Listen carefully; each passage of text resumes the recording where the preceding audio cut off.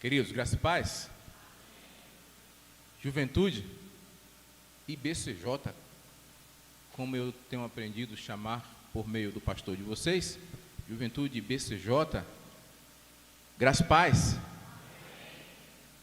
Que bom que estamos aqui, esse dia que Deus escolheu para que estivéssemos juntos. Eu louvo a Deus pela vida dessa igreja e pelo empenho no Ministério de Jovens, ao Ministério de Jovens. Eu lidei com jovens 20 anos na PIB de Candeias, foram 20 anos. Comecei com juniores, embaixadores do rei, e embaixadores do rei é meio como quem não tem idade, né? Começa aos 9, termina aos 18, depois juventude, e eu tenho uma prova disso.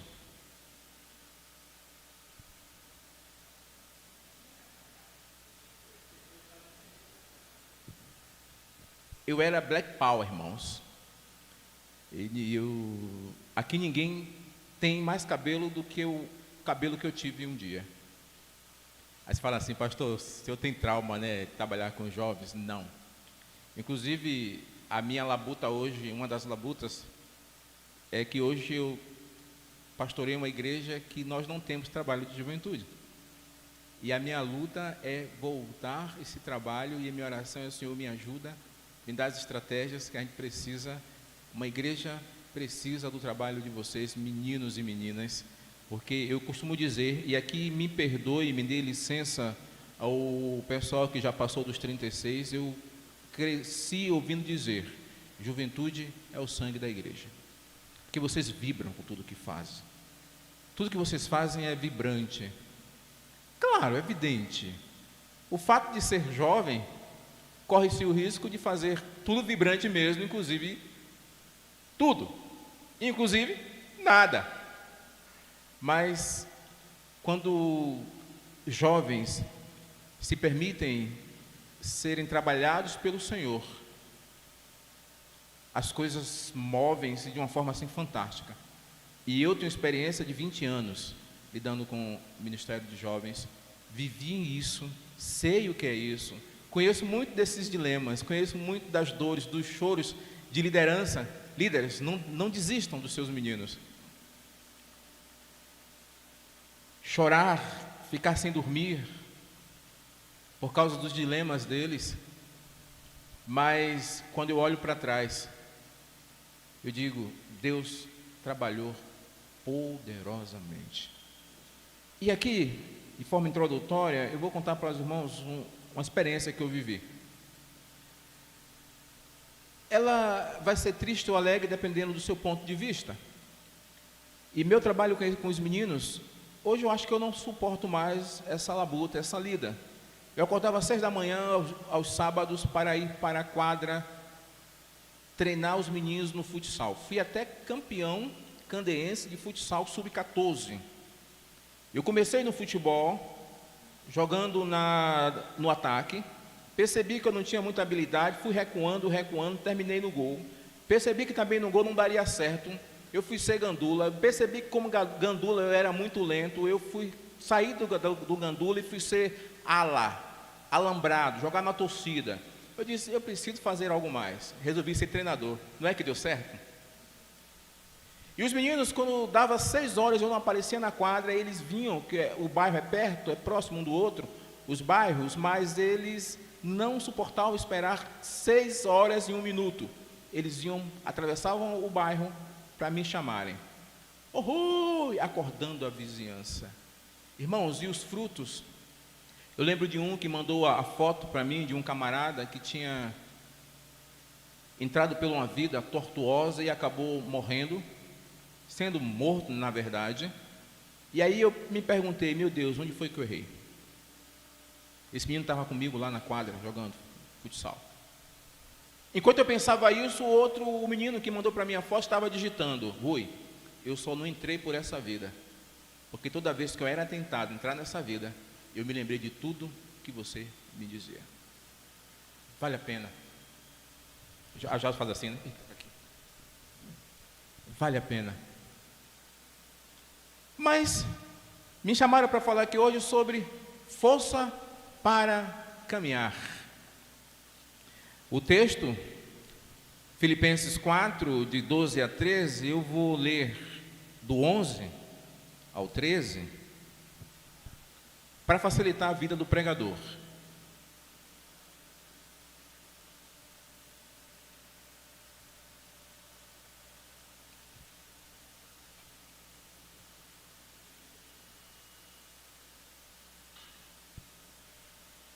Mas antes de a gente começar a leitura, deixa eu apresentar a minha senhora, a dona Sandra. Fique em pé, dona Sandra, por favor. A dona Sandra, ela é meu guia. Meu guia, deixa eu explicar. Eu sou ruim de seguir GPS, Waze, Google Maps, essas coisas aí. Sou ruim. Ela também. A gente se perde se for em tempo real. Cada beco sem saída que já entramos. Então ela desenvolveu uma tática. Ela pesquisa o mapa antes, estuda todo o mapa, pontos de referência, e vai me dizendo, entra aqui, sai ali, entra aqui, sai ali, entra aqui, sai ali. Hoje ela deveria estar em um encontro de mulheres lá da nossa igreja, na pizzaria. Eu disse, sinto muito, não achei ninguém para me levar, para me indicar o caminho, então você vai. Ela estudou a rota e me trouxe. E eu estou orando para que ela acerte me levar de volta. Visto que eu dei para ela o endereço hoje, por volta de quê? Já quase 2 horas, não foi? Eu dei o endereço para ela hoje, normalmente eu dou com antecedência. Mas, é por isso que eu estou carregando o celular, que estava descarregado, o celular carregando para ligar para a James. Nos perdemos, mas vai dar certo, sempre dá certo. Ela não erra o caminho não, mulher, mas enfim. 4, de 11 a 13. Não digo isto como por necessidade, porque já aprendi a contentar-me com o que tenho. Sei estar abatido, sei também ter abundância. Em toda maneira, em todas as coisas estou instruído, tanto a ter fartura como a ter fome, tanto a ter abundância como a padecer necessidade. Posso?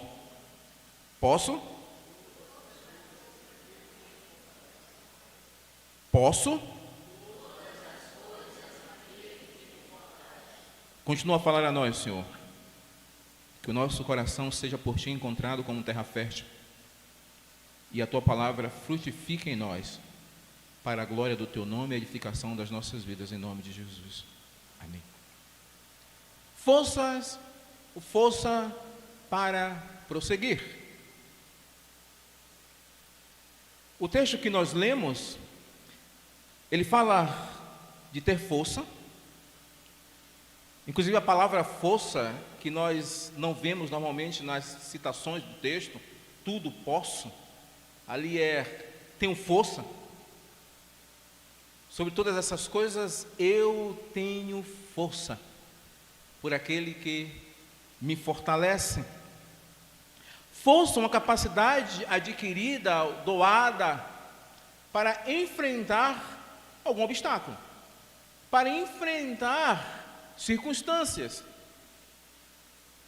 E, meus meninos, circunstâncias para vocês enfrentarem é o que não vai faltar, é o que não falta. E quando falamos de circunstâncias, estamos falando de circunstâncias favoráveis e desfavoráveis. É o que o texto nos mostra. Paulo está falando de circunstâncias favoráveis, bem como circunstâncias desfavoráveis. E aí eu preciso transferir o texto lá do tempo de Paulo para a nossa realidade. Porque eu acredito aqui que todos nós aqui já fizemos hoje, pelo menos 2, estamos já pensando na 3ª, 4ª, 5ª e 6ª refeição. Mas eu preciso trazer o texto para a minha realidade, para a sua realidade. E quando eu penso em circunstâncias na vida dos jovens, na vida dos pais que têm o seu adolescente em um processo de buscar a identidade, circunstâncias desfavoráveis são muitas. Começa pelas circunstâncias hormonais. Começa pelo fato do adolescente, os jovens, olhar para o espelho e dizer, cadê eu? Cadê eu? Porque apesar da mudança ser gradativa, a impressão que dá é que ela aconteceu da noite para o dia. Nosso adolescente, nosso jovem, ele se olha e não se percebe mais, não se entende mais, principalmente os adolescentes, que não são nem crianças nem adultos. E agora tem responsabilidade de adulto, mas aí os pais falam, mas você não é criança, quando é a questão da responsabilidade. Mas quando é o negócio da adolescência, menino, você não é mais criança. É aquele negócio, né, entre a terra e o céu. Estão no limbo existencial, e isso é uma circunstância para a qual os nossos jovens, nossos adolescentes, precisam encontrar forças. As relações, circunstâncias dos nossos tempos. E aí Paulo fala, eu aprendi a ter abundância e ter escassez. Tem um livro, esse livro não é um livro evangélico, é um livro de duas professoras da UFBA. O nome do livro é Do que se queixa o adolescente? E fizeram uma pesquisa em 3 instituições de ensino de Salvador, inclusive a UFBA. A pergunta era, o que mais leva os adolescentes, os jovens, ao consultório psicológico? Primeiro, lares divididos. Segundo, paternidade líquida. O que é isso, pastor? Os pais estão lá, mas não estão lá. E os nossos meninos, e nós, enquanto igreja, precisamos ajudar os nossos meninos, as nossas meninas, a encontrarem forças para superarem, caminhar diante dessa circunstância, dessa demanda. Eu tenho dito por onde eu vou, que a grande preocupação hoje, e os jovens e adolescentes acham que isso, se enganam, achando que isso é suficiente, quando na verdade, no fundo, eles sofrem a ausência do iPad. Eu não falei iPod, nem iPhone, nem iPad. Porque a busca por ter um iPod, um iPad... Ainda existe iPod, meninos? A moda agora é iPhone, né? Mas o que não pode sair de moda, já que o iPod, olha como eu estou atrasado, o iPod e o iPad já saíram de moda, o que não pode sair de moda na vida de vocês, meus meninos, é o iPad e o iMãe. Chega do lado, eles estão na correria, dá cheiro. Abraça os coroas. Eu posso falar coroa aqui, né? Abraça. Chega junto, porque vocês pensam que não precisam, mas vocês não sabem o quanto vocês precisam do abraço desses coroas. Vocês não fazem ideia. Eu só descobri isso depois que eu passei por um estado depressivo por volta de 19 anos, durou de 19 mais ou menos aos 25 anos, esse estado depressivo. Não, fui demais, 24 anos do estado depressivo, e tudo que eu queria era ter perto de mim a minha mãe, que eu perdi com 5 anos de idade, e o meu pai, que eu nem conheci. Eu trocaria meu pai e minha mãe, a presença deles ali, eu não trocaria por nenhum iPod, nenhum iPad, nenhum iPhone, por nenhum PC de alta tecnologia. Vocês não sabem a ideia, o quanto, vocês não têm a ideia da falta que isso faz. Circunstâncias hormonais. O pastor James me ouviu falar no encontro dos pastores nessa quinta-feira sobre um hormônio que os nossos meninos têm, que nós temos esse hormônio, é produzido pelo nosso cérebro, que é THP. É um palavrão, 3 palavras, aí colocaram lá uma redução, facilita, THP. Nos adultos, esse hormônio ele tem efeito calmante, é um ansiolítico. Se estressou, ele logo, prontamente, o cérebro se encarrega de produzir para dar aquela relaxada para você não surtar. Meus meninos e minhas meninas, em vocês, isso deve ser fruto do pecado, não é possível. Pecado de Adão. A natureza que Deus criou não cometeria esse erro. Em vocês, o efeito é inverso. Estressa mais ainda. E a tal da melatonina, que às vezes ninguém entende, porque você só dorme tarde, quer acordar tarde, dormiu tanto e ainda está com sono. Todo mundo chama de preguiça, não é preguiça não, é melatonina. No adolescente, no adulto, a melatonina, ela chega mais cedo à noite, hormônio do sono, e assim que o adulto desperta, tem uns adultos aí que estão melatoninados pela vida inteira, né? Porque é um sono, mas isso não é regra, mas a regra é a melatonina chega no adulto cedo e vai embora assim que ele acorda e não tem tanta sonolência. Em vocês, a melatonina insiste em passar lá o dia todo. Aí vão chamar o adolescente de preguiçoso. Não é preguiçoso, não. Vão chamar de lerdo. Não é lerdo, não. É adolescência. Pode até chamar de lento, mas não é lerdo, não. São as circunstâncias, perceba as circunstâncias da incompreensão de quem não conhece o que acontece dentro da cabecinha. A cabecinha de vocês. Ah, pastor, o senhor está facilitando, agora chegar em casa eu vou quebrar tudo e vou botar a culpa no Senhor. Não, pastor James que me convidou. Põe a culpa nele. Chegar em casa quebrando tudo e vou colocar a culpa nos hormônios. Calma, não é bem assim. É uma ferramenta, o conhecimento é uma ferramenta para vocês se conhecerem e saberem lidar com essa demanda, com essa circunstância, porque vocês precisam entender essa circunstância para buscar forças para continuar caminhando.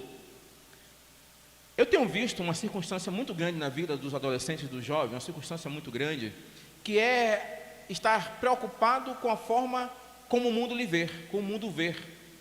Está muito preocupado com aquele grupo de referência e quer ser aceito em certos grupos, só que certos grupos que são contrários àquilo que o papai ensinou, àquilo que a igreja ensinou.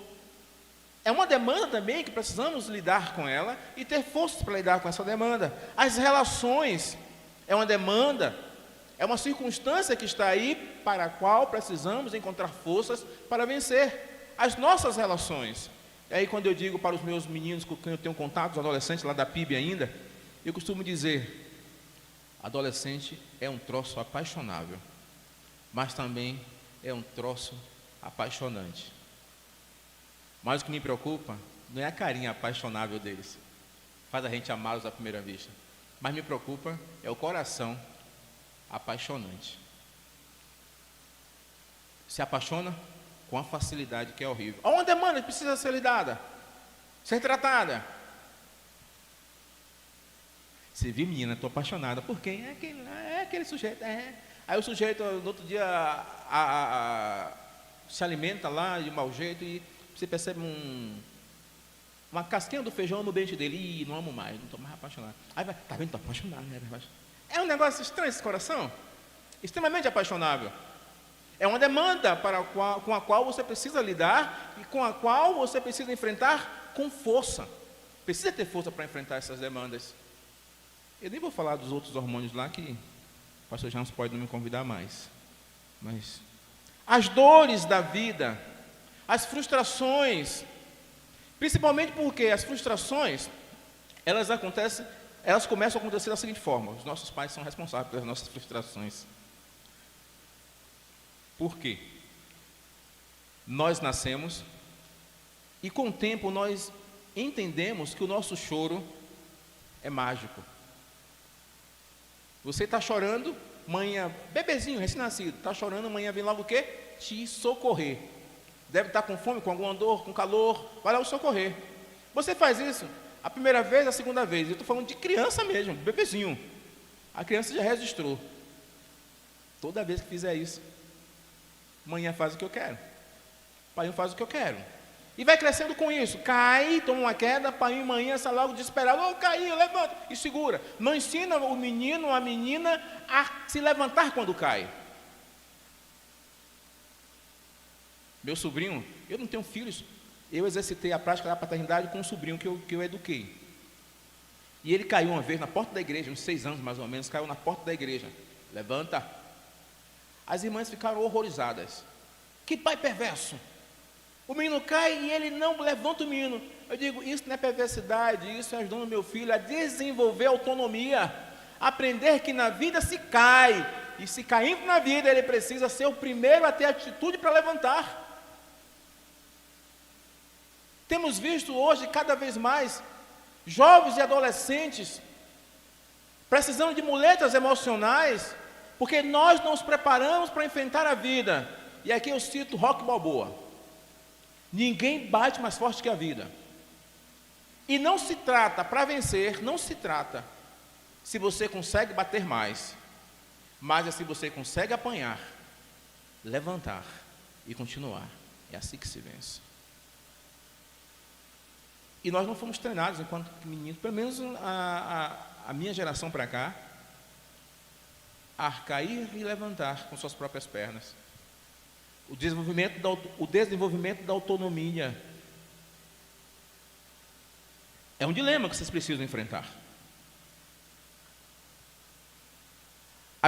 Os seus traumas, as suas angústias, a tua relação com Deus, são demandas que você precisa tratar, e para isso você precisa força. Como eu disse, temos circunstâncias favoráveis e circunstâncias desfavoráveis no processo. E Paulo está dizendo: eu enfrentei todas as circunstâncias, eu aprendi. Quando ele fala no verso 11, ele fala que aprendeu. Eu aprendi a contentar-me com o que tenho. E eu gosto da seguinte tradução para esse texto: eu aprendi a contentar-me com aquilo que me tornei. Por causa do verbo que aparece, que foi traduzido aqui por tenho. O verbo lá me traz a clara noção de que Paulo está falando de eu sou. Está falando daquilo que ele tem enquanto pessoa. Ele está falando que nesse processo de treinamento, ele aprendeu.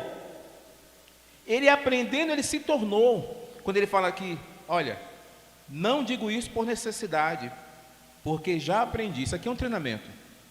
Isso aqui é um processo. Você já viu aquela ideia da pessoa que pede a Deus: Senhor, me dá paciência? E aí Deus põe alguém intragável perto de você, se é que existe alguém intragável. E aí você reclama: mas meu Deus, eu te pedi paciência, o Senhor colocou esse sujeito que pisa no meu pé todos os dias. Você pediu o processo, e paciência é um processo. Romanos 5,3 deixa isso bem claro: a tribulação é quem produz paciência.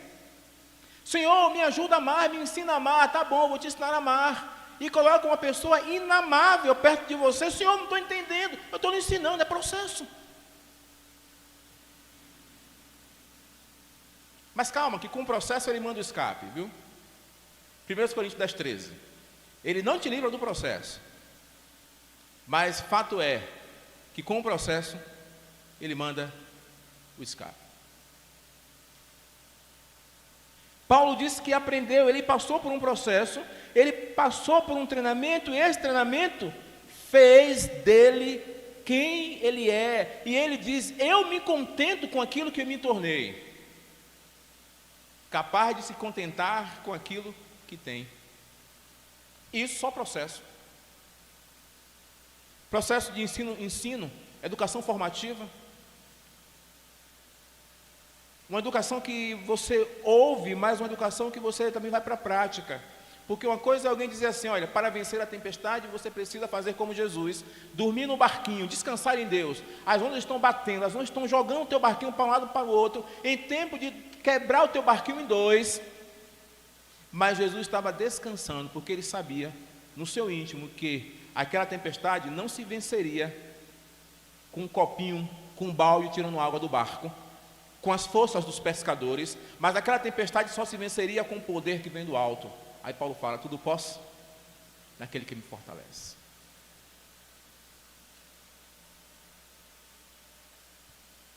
Forças para descansar. Mas você precisa passar pelo processo do aprendizado na prática. Porque se eu digo, para vencer a tempestade eu preciso descansar. Se eu prego, para vencer a tempestade eu preciso descansar, e eu não descanso na prática, não aprendi. Não aprendi. E esse sermão, Vencendo a Tempestade, eu preguei pela primeira vez ainda na congregação que eu fui diretor, lá na Urbizu, em Candeias, congregação da PIB Candeias. E eu preguei esse sermão, Vencendo a Tempestade. Para vencer a tempestade, você precisa descansar. Irmãos, e eu trabalhava na prefeitura de Candeias, e eu me lembro que eu nunca ganhei salário mínimo na prefeitura de Candeias. Um belo dia eu fui promovido a coordenador do meu setor, o cargo mais alto do meu setor. Eu era da endemias, combate a endemias, coordenador de campo. Quando eu vou pegar o salário, depois de promovido, o salário foi reduzido. Nunca vi isso em lugar nenhum. Você é promovido e o salário reduzido. Detalhe, eu tinha pregado isso no domingo, isso aconteceu na quinta. E o que veio logo na minha cabeça? Entregar a pasta. Porque fizeram um acordo comigo e não cumpriram. E lá vai eu subindo para pegar os meus R$ 545, salário mil. Nunca vou esquecer esse salário na minha vida. R$ 545. Está eu subindo. Irmãos, como estou chegando perto do banco, eu lembrei do sermão, vencendo a tempestade. E o que eu ouvi era Deus dizendo: o que é que você está fazendo? Eu liguei para a mulher, disse: filha, o negócio apertou esse mesmo. Tem que vencer a tempestade, e não é só falar. Eu aprendi lendo a Bíblia, aprendi pregando, mas chegou na hora da prática, cadê a prática? E a primeira coisa que eu pensei é entregar a pasta, porque isso é desaforo, isso é falta de consideração com um profissional do meu naipe, profissional do meu naipe. Mas cadê eu descansando? Paulo fala: eu aprendi, eu fui treinado para isso, e eu sei, verso 12, estar abatido. Ele aprendeu, é no passado, uma ação que se concluiu no passado, e agora ele está dizendo no presente: eu sei estar abatido, eu também sei ter abundância.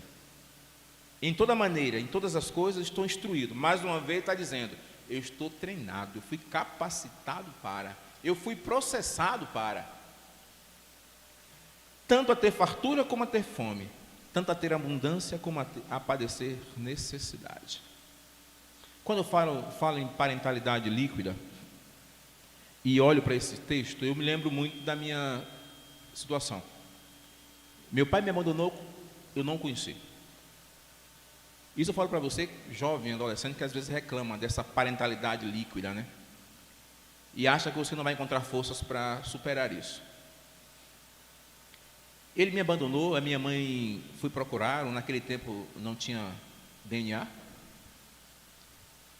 Ela só queria o leite do filho dela. Ele disse para ela: dê areia. E eu fiquei sabendo, eu sei dessa história.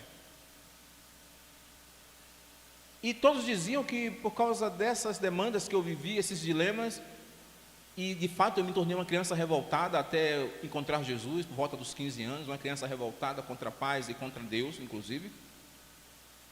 E todos diziam que esse menino não daria em nada. Eu também achava que eu não daria nada.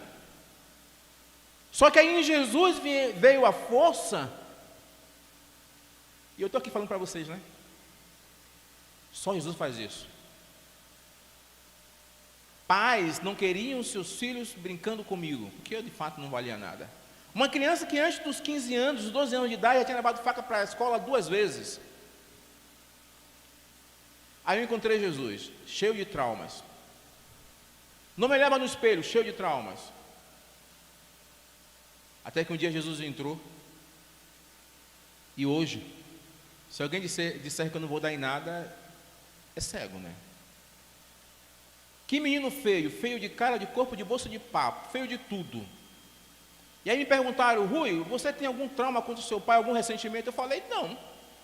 Isso depois de Jesus. Porque ele caprichou, viu? Que moço bonito que ele fez, pastor James. Caprichou. Deus faz essas coisas. Mas encontrei força em quem? Essa autoestima toda veio de onde? Jesus. E Paulo vai deixar isso bem claro. Porque eu, sobre todas essas coisas, eu tenho força. Quando eu estava pensando nesse texto, eu disse: o pastor James, acho que deve ter dado uma olhada na língua original do texto. E ele, com os jovens, colocou lá força. Porque é justamente a ideia do texto, a literalidade do texto, como o texto está escrito ao pé da letra. Sobre todas essas coisas eu tenho força. Sobre todas essas coisas eu sou forte. Sobre todas essas coisas eu posso me sobrepor, eu posso transpor todas as adversidades por aquele que me fortalece. É interessante que o tempo verbal, eu tenho força, é no presente. E o tempo, aquele que me fortalece, é um particípio ativo. Na nossa língua, o gerúndio que dá a ideia de andamento, né? Mas na língua que a Bíblia foi escrita, o particípio que dá a ideia de ação e andamento. Então, eu traduziria assim ao pé da letra: eu, sobre todas essas coisas, eu tenho força, porque Cristo está me fortalecendo. A ação de ser fortalecido em Cristo é algo que é contínuo. Eu preciso estar fortalecido nele e me fortalecendo nele. É o jovem que se lança em Cristo. Eu entendo que uma igreja que milita com os jovens, ela precisa ser uma igreja que se movimenta, que movimenta os jovens, que dão coisas para os jovens fazer. É necessário. Mas o que firma os jovens no Senhor, enfrentando todos os seus dilemas existenciais, não são os movimentos, mas é estar em Deus, fortalecidos no Senhor. E é algo que é contínuo, não pode parar, porque Deus tem interesse em estar sempre fortalecendo o seu jovem. Porque meus meninos, minhas meninas, igreja do Senhor aqui reunida, os dilemas estão aí. Existem os dilemas que nós precisamos enfrentar, todos eles. Tem dilemas, aqueles que vêm e logo vão embora. Você nem percebe que eles chegaram. Tem os dilemas que vêm e demandam tempo. Você vai precisar gastar tempo, buscar ajuda do pastor, ajuda da liderança, ajuda de pessoas de confiança. Claro, ouvir só quem tem costume de ouvir a Deus. Tem também os dilemas que vêm e ficam. Eles vêm e ficam. Segundo os Coríntios 12:9, Paulo orou: Senhor, me livre. E o Senhor disse para ele: a minha graça te basta.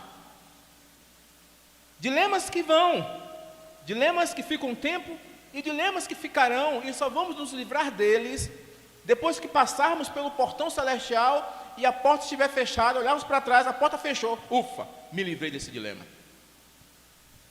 É o dilema nosso de cada dia, é o espinho na carne de cada dia. Também é fato que existem os dilemas que são a agenda de Deus. O dilema de Jesus no deserto.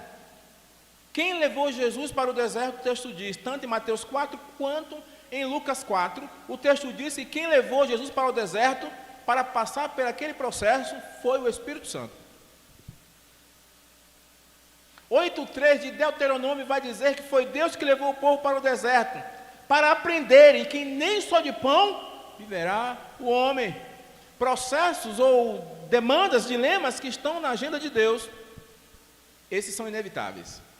Também tem os dilemas, os processos que estão na agenda do homem, porque tem gente que gosta de arrumar problema para o outro,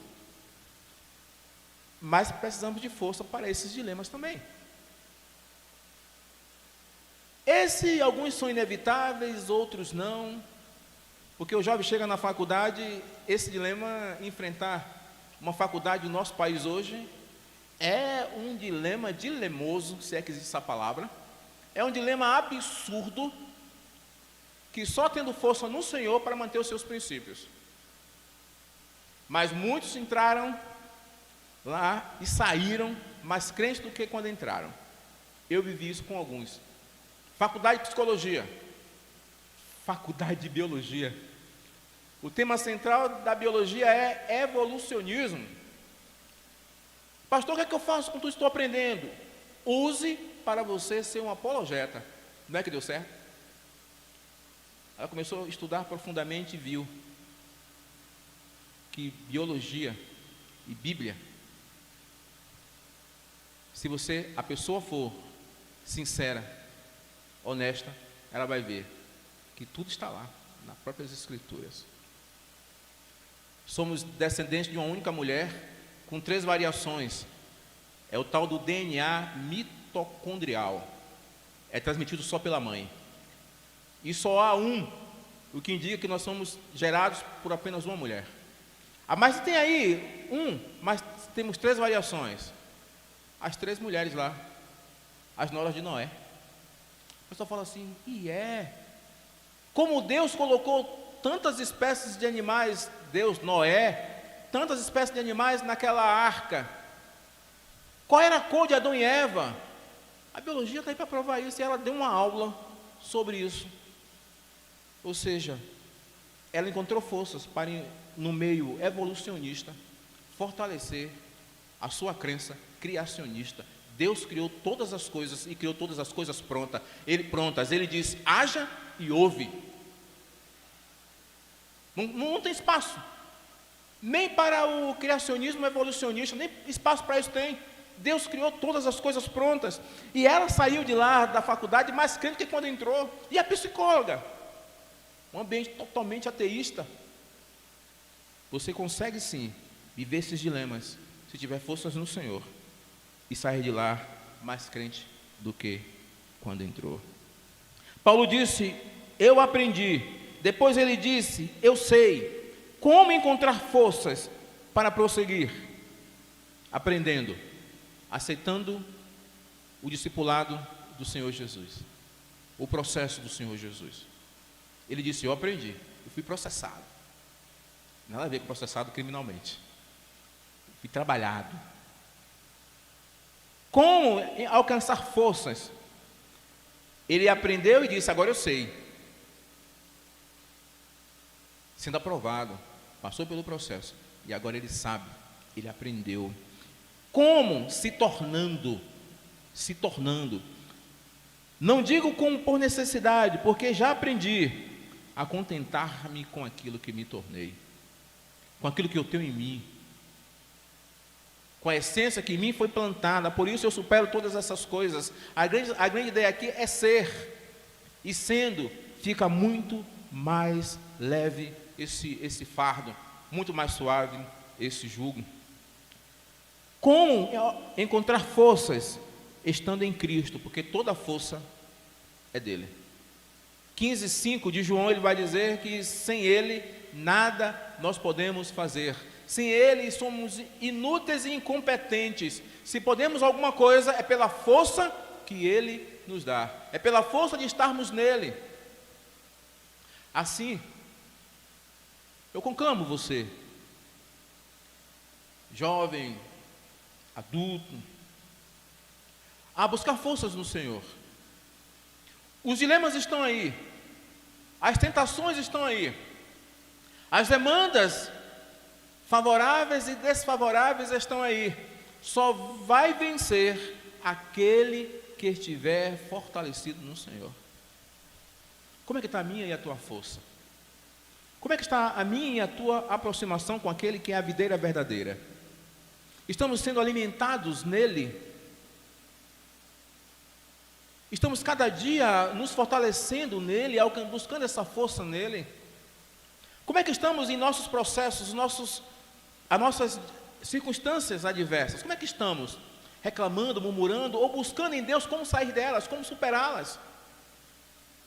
Como é que estamos diante da caminhada, que ela é longa?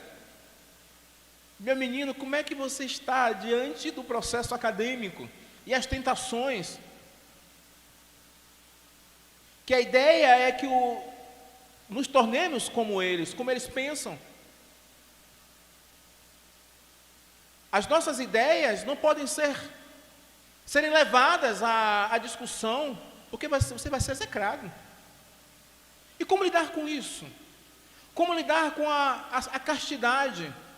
Crente, você aprendeu na sua igreja, relações só no casamento. Você vai ser considerado uma aberração da natureza se falar um negócio desse. E aí certa jovem sofreu tanto assédio nessa área da sua vida, na faculdade. Um dia ela sobe numa banqueta, no refeitório, e largou o sermão. O sermão tinha um título: Eu sou diferente de vocês. E tinha uma conclusão: não é porque vocês querem que eu vou fazer, porque eu sei em quem eu tenho crido. Faz toda a diferença. Saber quem é, quem eu sou, quem você é, faz toda a diferença. Porque Paulo disse, repito, eu encontrei contentamento naquilo que me tornei. A ideia é ser, depois você faz. A ideia é se tornar, e aí fica tudo mais fácil.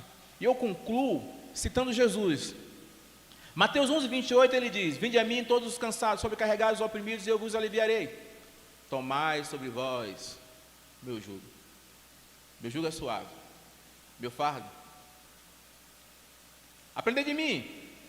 Esse fardo, esse jugo é ensino. O que Jesus está dizendo ali é: o meu ensino é mais suave. 1 João 5,3 vai dizer o seguinte: os mandamentos do Senhor não são pesados. E talvez para você pareça que os mandamentos são pesados, mas os mandamentos do Senhor não são pesados. Eu confesso, eu até acho que são pesados. Mas entre o que eu acho e o que Jesus diz, eu fico com o que Jesus diz. Jesus está dizendo para os seus discípulos e a multidão: o meu jugo, a minha forma de interpretar a lei é mais fácil do que a dos fariseus. Aí alguém pergunta: mas espera aí, pastor, os fariseus, eles diziam que alguém para ser réu de sinédrio só se matasse outra pessoa. E Jesus chega dizendo que réu de sinédrio é aquele que se zanga furiosamente contra outra pessoa. Está mais fácil? Jesus está dizendo que a lei dele é mais fácil, a interpretação dele é mais fácil de ser seguida. Pela lei do fariseu, a interpretação do fariseu, olhar para uma mulher que não fosse casada e cobiçá-la não era problema nenhum. Só não podia cobiçar a mulher do próximo, a casada. Aí chega Jesus e fala: qualquer mulher que você desejar, você cometeu? Só precisa desejar, não precisa ir para a prática. Está mais fácil, tá? Irmãos, eu confesso que eu não acho não. Mas se Jesus disse, está dito. E a grande ideia de Jesus é porque a gente não entende, a maioria das pessoas não entendem, que o Sermão do Monte, a grande ideia do Sermão do Monte é um chamado para sermos pacificadores, misericordiosos, pobres de espírito, coração puro. Porque se eu me torno, fica mais fácil seguir os mandamentos de Jesus. E o processo evolutivo do cristão, da vida cristã, é nos parecermos com Jesus, nos tornarmos semelhantes a Ele. Aí você fala: o padrão é Jesus. Está difícil, né, pastor? Meus meninos, jovens dessa igreja, eu lembro que eu vivi essas crises, de você olhar para Jesus e dizer assim: que padrão altíssimo para se alcançar. Eu parei de sofrer com isso. Como, pastor? Eu parei de olhar, não deixar de olhar o alvo, que é Jesus, mas eu parei de olhar para o alto padrão, que é Jesus, o padrão que eu tenho que alcançar, porque isso acaba sendo decepcionante. Você muda, melhora. Você era aquela pessoa absurdamente agressiva, de repente você se sente uma pessoa, sabe, uma alma aveludada. Aí você olha para Jesus e ainda falta muito. Aí frustra, né? O que é que eu fiz? Eu começo agora a olhar para trás. Quem eu era, quem eu sou, e encontro forças para continuar caminhando e me tornando semelhante a Ele gradativamente no processo. Agora, se eu olho para trás e não vejo mudança, aí eu preciso dobrar os joelhos, pedir que alguém faça um novo apelo para eu aceitar Jesus, porque se aceitou Jesus, tem mudança. Esse é o grande processo. Jesus é o alvo, mas os mandamentos dele não são pesados. Precisamos nos tornar, e aí vai ficar muito mais fácil. Que Deus continue nos abençoando poderosamente. Que Deus continue abençoando a juventude dessa igreja. E forças para caminhar só se encontram em Jesus. Forças para caminhar só se encontra caminhando ao lado de pessoas que aprenderam a caminhar com Jesus. Forças para caminhar não se obtém caminhando com pessoas que não têm costume de ouvir Jesus. Porque você vai pedir um conselho a respeito da sua relação com seu pai, e uma pessoa que não tem intimidade com Deus, que, sabe, não obedece a Bíblia, que diz para honrar pai e mãe, vai dizer para você: jogue tudo para cima. Mas o que Jesus te ensina é: honra pai e mãe. para que se multiplique os seus dias na terra. Força, meninos e meninas, ei, força, força, vocês vão chegar lá em nome de Jesus. Deus abençoe.